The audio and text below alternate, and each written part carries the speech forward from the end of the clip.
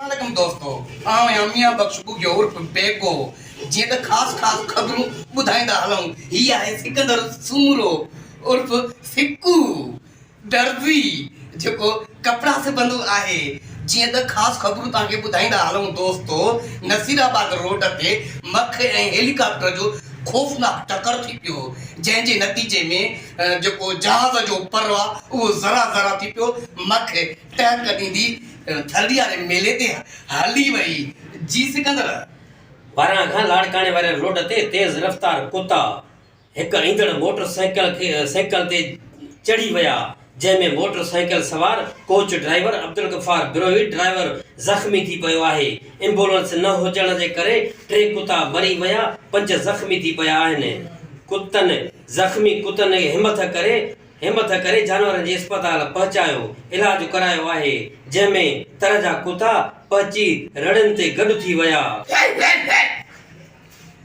जंहिंजे कुतनि जो अॻवान ॿुधायो त ही हादसो तमामु ॾुखाईंदड़ वाक़ियो आहे।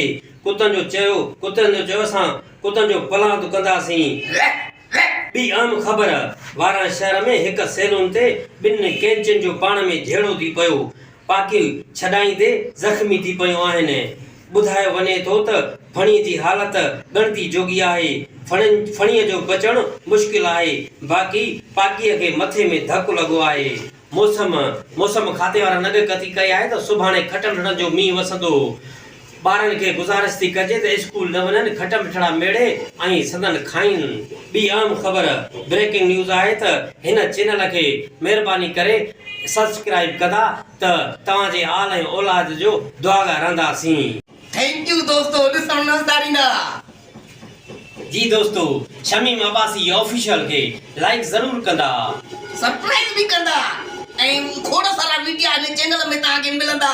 असांजा सिकंदर भी हूंदो, मां भी हूंदुसि ऐं नाच गाना अञा कोन ॾेखारिया अथऊं। कॉमेडी खाका ऐं कॉमेडी ख़बरूं ज़बरदस्त इस्लाह तव्हांखे नज़र ईंदी हिन चैनल मां।